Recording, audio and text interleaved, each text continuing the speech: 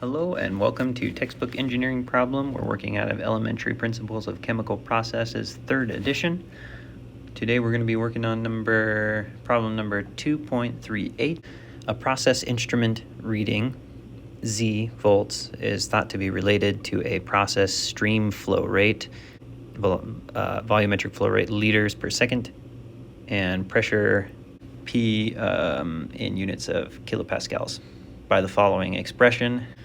2.38 Z equals A volumetric flow rate to the B, P to the C. Okay, process data have been obtained in two sets of runs, one with volumetric flow rate held constant and the other with pressure held constant. The data are as follows. Okay, it gives us a bunch of data here, and then so this will likely be a computer problem. Suppose you had only performed runs 2, 3, and 5. Calculate A, B, and C algebraically from the data for these 3 runs. Okay, so it's going to be like 3 equations, 3 unknowns, or something like that. Let's move these variables out of the exponents and take the log. So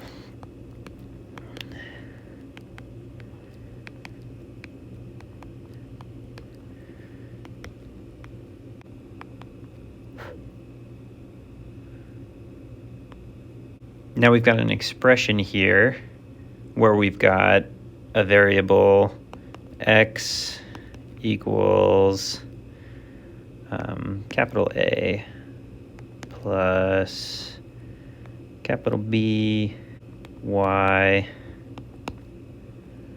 plus capital C z. I don't know if this will be more confusing or less confusing. Basically, we can set this up. I'm trying to set this up so that it's we can solve it using 3 equations and 3 unknowns. So we'll have x, y, and z values given to us from the 3 different runs that it gave to us, 2, 3, and 5. And then we can just use a matrix to solve for the 3 unknowns, A, B, and C, and then we can back calculate what all those things are. X equals the natural log of Z.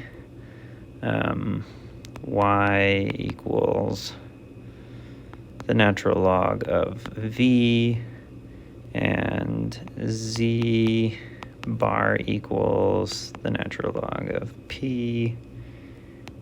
A equals ln of A. B equals B, and C equals little c. Okay, now we're going to set up our matrix. So we've got A plus Y, B plus Z, C equals X. And we're going to start plugging in Y, Z, and X values from our table. So for the first run, they said, suppose you only had performed runs 2, 3, and 5. So run 2,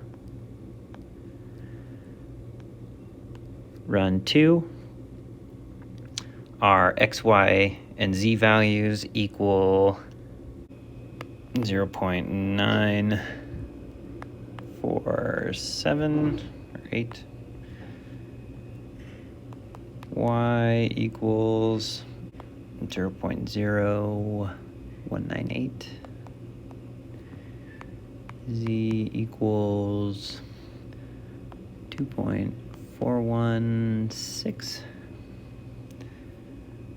Equals 1.314.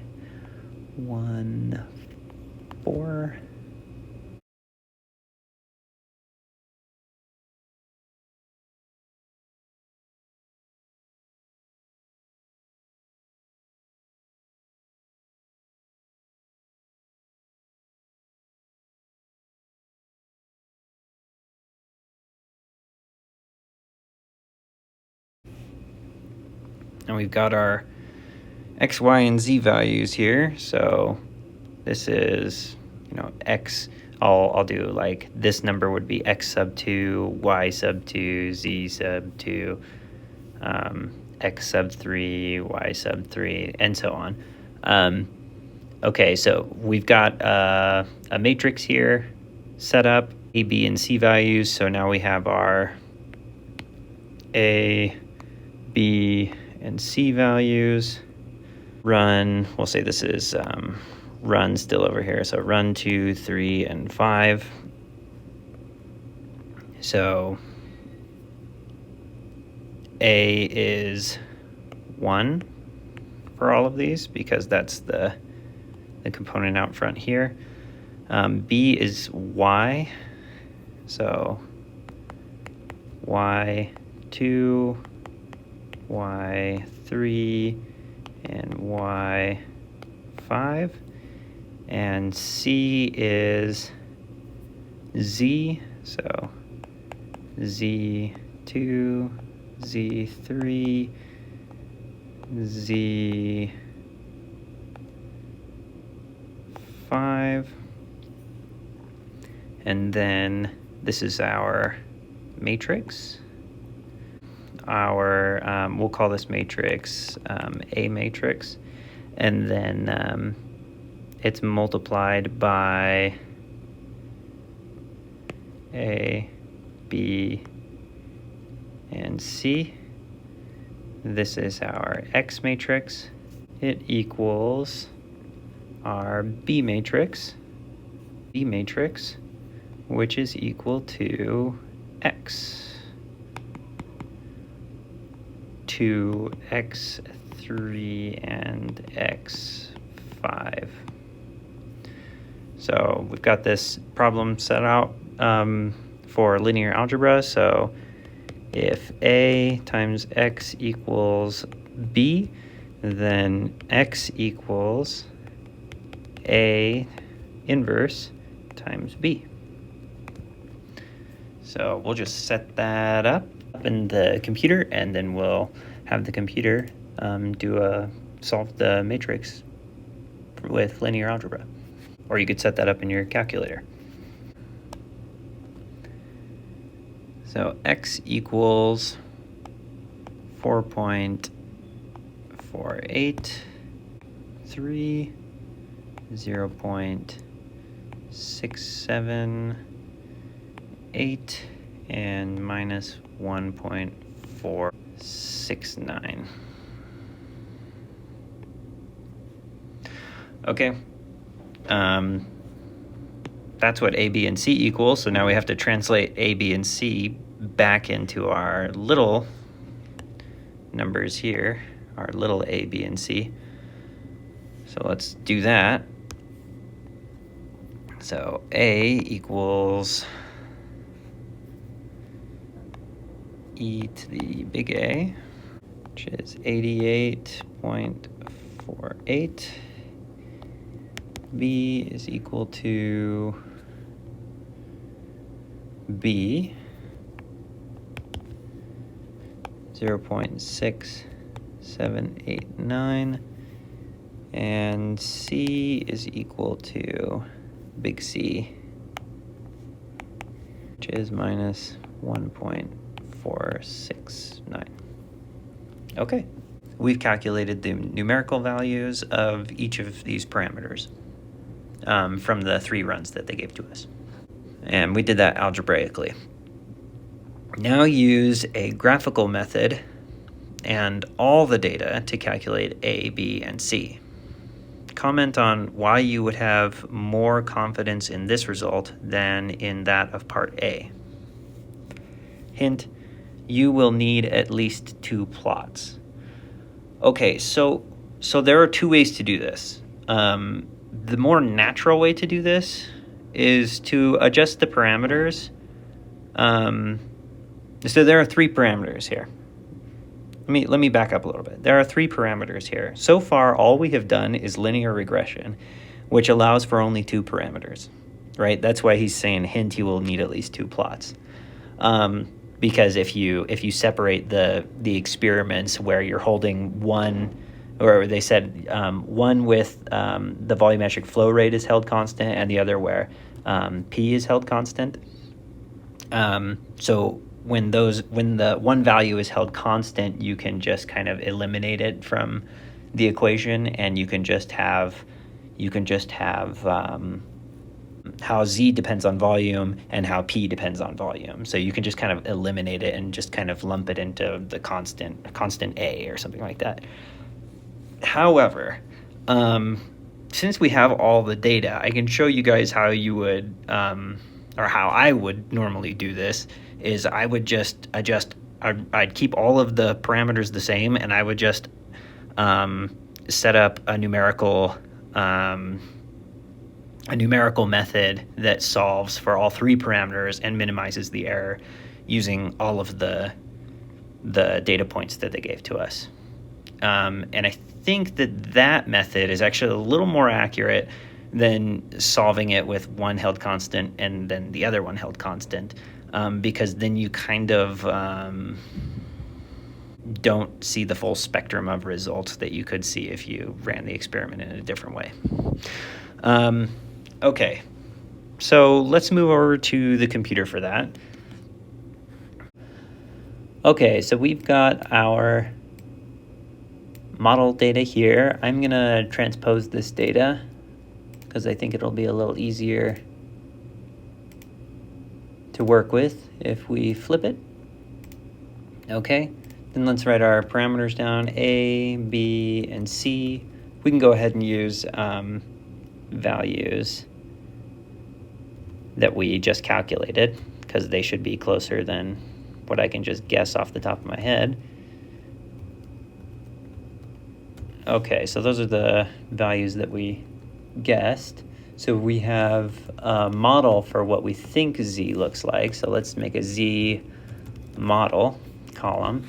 And Z model equals A times V raised to the B times P raised to the C.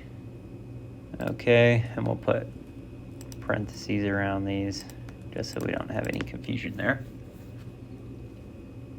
And we'll make our model parameters non-changing. And then I'll just drag that down and take a look. Okay, looks good. Now we have our Z model and we have our actual Z, and it's kind of far off. These estimates are not very good because we only used a couple of data points, so they'll be close, or in fact they'll be exact for the data points that we used. So we used runs 2, 3, and 5, so it should be exact for 2, 3, and 5, but the rest of them, it could be quite far off, in which case in run number 7, it is quite far off, and run number 1, it's kind of far off that one as well. So so if you don't use all the data, it'll be exact for some of the data and not exact for a lot of the other data. So it's better to use all the data.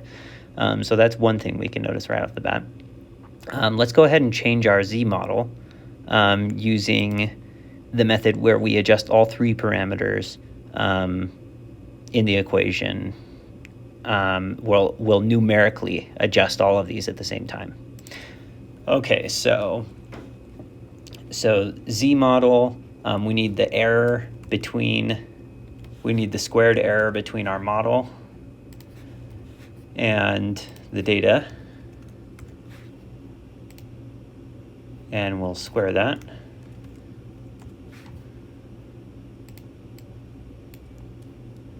And then we'll add up all that.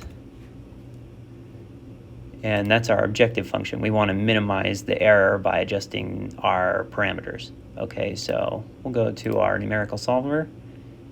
Our objective function is the sum of the squared errors. We're going to be changing these three variables to minimize the sum of squared errors, and we don't want them to be non-negative because we know that C is negative. or it's going to be close to negative. So we don't want to outlaw those values. So we'll have that unchecked. Okay, and we'll go ahead and solve. Okay, so now our error is quite a bit smaller than it was before, and our model should fit a lot closer to most of the values, but it won't be exact on 3 of the values like it was before. So the model is going to fit a little bit better now with these parameters. And we noticed that A changed quite a bit. Actually, A and C changed quite a bit, but mostly A. So that's one method of solving for, and it's a better method, and it's easier for solving for the parameters. The other thing you can do, kind of what the book is suggesting that you do, if you had to solve these problems without using numerical methods, then you would have to solve them using the regression, only 2 parameters at a time, and that's not as accurate, and it takes longer. It's like harder to do as well. So I'm kind of debating on whether or not I want to go through the whole process of showing you guys that. Let me just kind of walk through what you would do, and I won't necessarily do the whole thing, but basically for these 3 runs right here, see how V is held constant for these 3 runs? Well, when you hold V constant, you can't estimate what the B parameter is, because our function B is tied to, it's the exponent of V. So if V is held constant, then you're not really getting any information about how B affects Z, because you just have the one value there. So basically you can kind of eliminate V to the B from the equation, and you're just calculating what, you kind of replace A times V to the B. You replace that value with another constant, maybe just call it like X or something like that. So A times V to the B is replaced with X, and then you have Z equals X times C to the P. Well, now you just have one function. So then you make an equation with Z equals X times P to the C, like I was saying. And then you estimate what the 2 parameters are, X and C, based off of these 3 data points, using linear regression like we have in all of the other problems that we've done. Then you do the same thing, but instead of saying X and P to the C, now you reverse it and you say Z equals Y V to the B. So now your 2 parameters for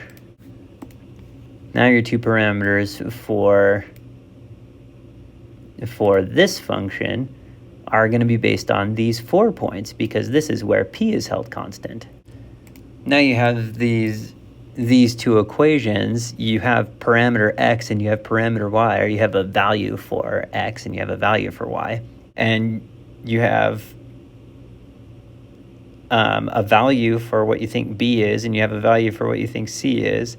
So then you can just estimate what A is based off of these 2 different functions, and I don't know, maybe you just average them. From this function, you'll have a value for what X is, and you can calculate what A is, because you'll have a value for B from this function. So now you have A, B, and X, and then you can do the same thing for this function. Then you average the 2 A values. I'm not sure if they end up being equal, or if they end up being different. If they're different, I would just average them. If they're not different, then if the math works out that they're not different, then that's fine. But anyway, that's how you would do it if you wanted to do it the long way that the book is talking about. But that is not really how it's done nowadays. I think that's it. Yeah, that's it for problem number 2.38. Thanks for joining me. If again, if you have any requests or problems with this solution, just put it in the comments and I'll try and address those. If you'd like me to do another problem from this book or from another book with material that I'm familiar with, just put something in the comments and I'll try and get to that as well. Thanks for joining me today, and I hope to see you in the next video. Thanks. Bye.